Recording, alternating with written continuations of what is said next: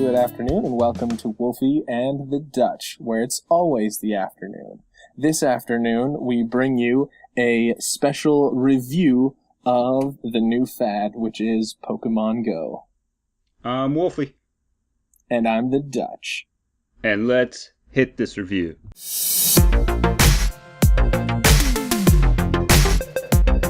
So Pokemon Go has swept the nations around the world, and it's about due time that we put in our 2 cents about this game.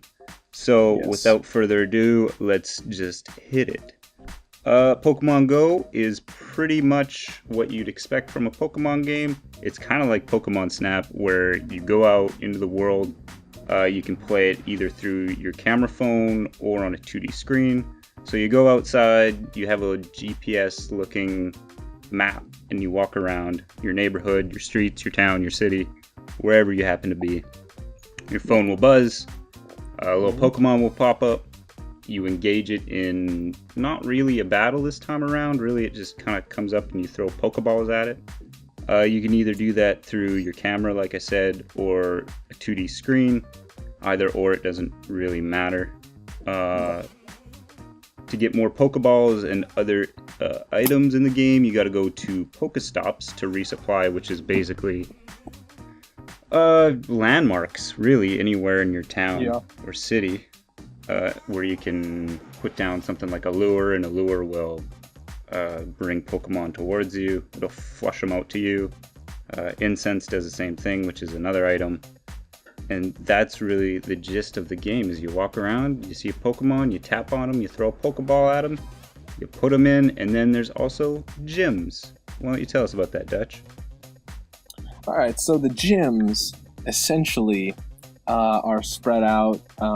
They're typically also landmarks. I've noticed a lot of churches and schools and universities and stuff have these gyms on them.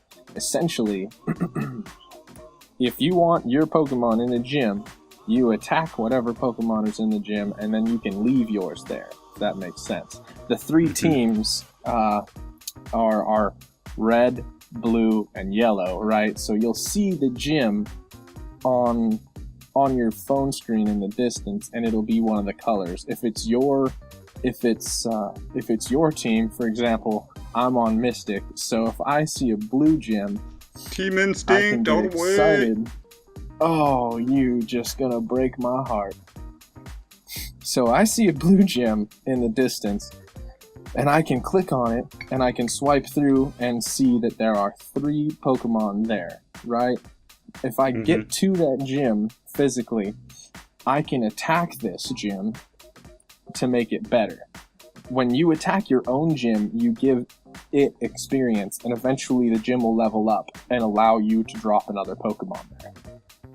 So the highest I've ever seen was a gym level 8, I think, and I believe that number means you can have 8 Pokemon there, and each trainer can only put 1 Pokemon per gym, but you can have your Pokemon spread out in as many gyms as you'd like.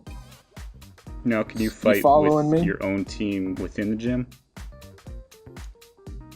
Or once your team's in, your team's in? Well, that's what I was. Yeah. Once your team has that gym... So, like, if there's 2 blue guys and a different blue guy wants to be in the gym, he can fight one of the guys on the tiers, right? Yeah, and if you fight...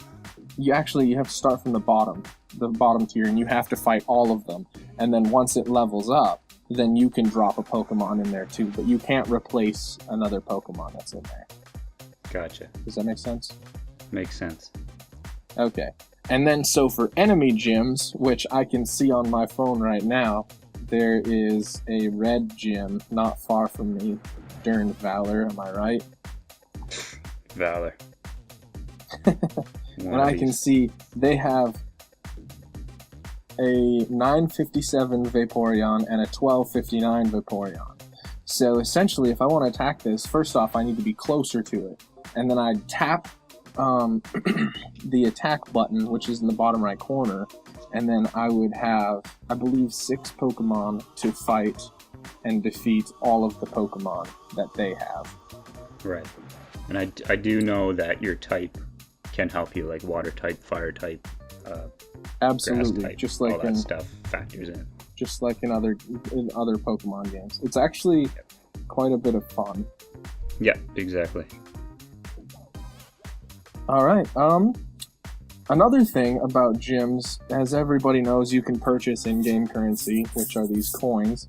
But what some people fail to realize is that after you've dropped somebody, one of your Pokemon, in a gym, you can look in the shop, and then if you look in the top right corner, there's a little shield with a number. And if it says 1 or higher, you can click it, and then you'll get 10 coins and 1,000, is it Stardust? Yeah, Stardust. You'll get 10 coins and 1,000 Stardust for every Pokemon that you have in a gym. Right, it's like a defender bonus. Or it is a Yes, defender bonus. I think right? I think that's what it's even called. Yeah. Yeah, and that's how you can get in-game currency without forking over $20 or whatever. Right. Which then you can redeem items and stuff in the game. Yeah. So that's an essential breakdown of how the Poke Gyms work.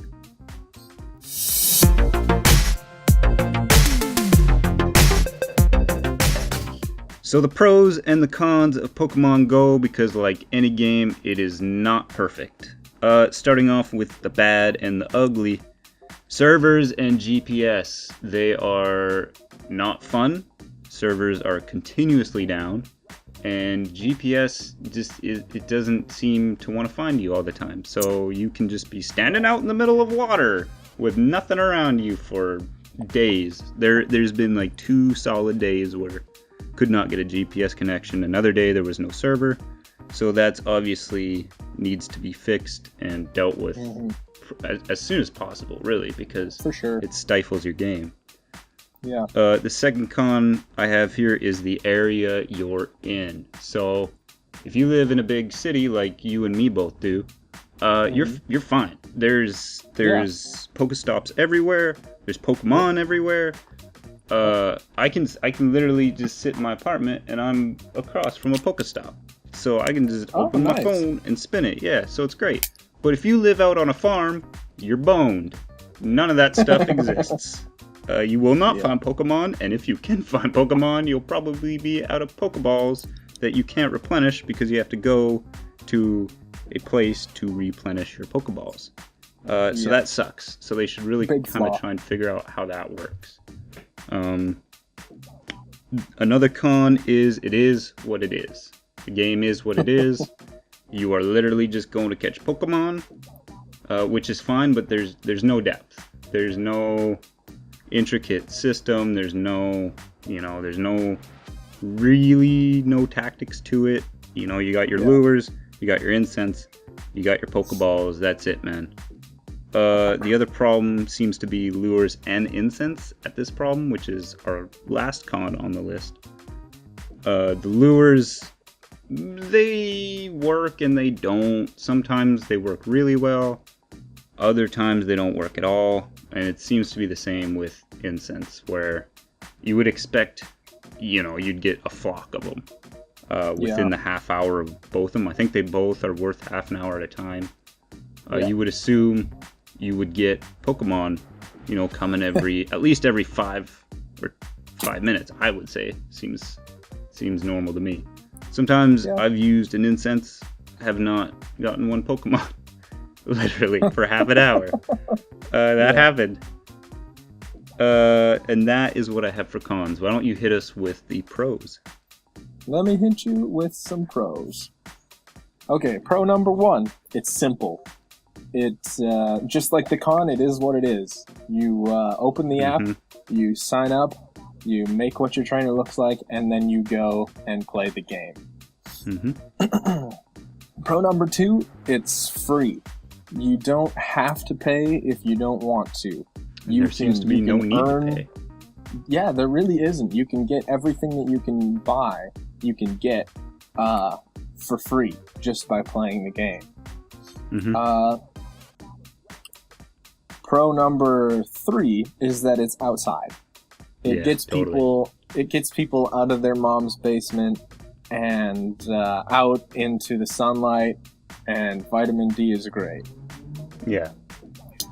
Pro number 4 is that it's fun. Like, it is. It doesn't matter if you think it's stupid or if you think it's great. It's gonna be fun for somebody.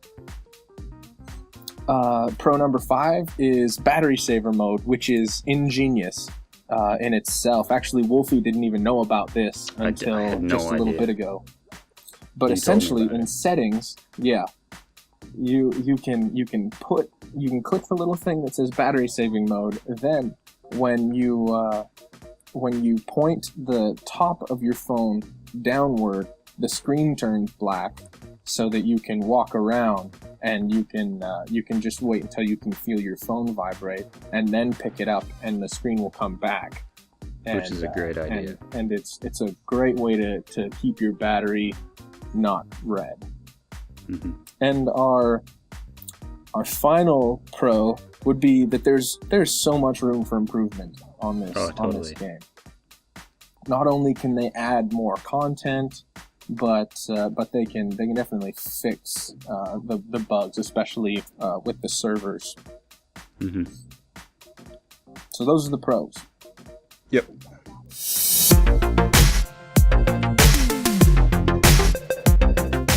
So welcome to the conclusion portion of this review, where we give you our final thoughts on Pokemon Go. My final thought is the game isn't for me. I at the end of the day, I can't be bothered to walk around. I don't enjoy looking down at my phone as I'm walking around. I don't care to go visit Pokestops. I don't even really care to go to the gyms, which is fine. It's not for me. That said, I'm not going to make fun of people who enjoy this game and who want to go and walk around, because that's not cool. There have been people that do that, and you know what? Those same people play fantasy football and fantasy NHL, and there's no difference. So, to me, the game's not for me. I find it kind of boring and not worth my time. What do you think, Dutch? You know, this game, I think it's for me. I've been playing it for a little bit now. Some of my friends have as well. It's fun. It's a good little time waster, standing in line at places. I believe I said this last afternoon or something like that. That after like 2 weeks, I'm not intentionally going to a park just to catch Pokemon. But it's an app that I probably won't delete. So in conclusion, I think that Pokemon Go is worth the download. Wolfie, what do you think? You know what? For me, I don't enjoy it, but I will say, if you haven't played it and you've been thinking about it, download it. Give it a go. There's no reason not to. Give it a Pokemon Go. Give it a download. Yeah. Oh, snap! Oh, bring it the heat. That's a perfect segment to end it on. So, thank you to everybody who joined us for this review.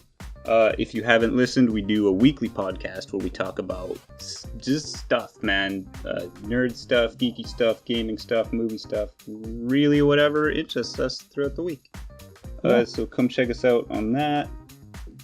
Other than that, leave us a like, favorite this, leave us a comment or a question, where we are planning to answer any and all questions that come in. Follow us on Twitter at Wolfie_the Dutch. And as always, I'm Wolfie. And I'm the Dutch. And we'll see you next afternoon.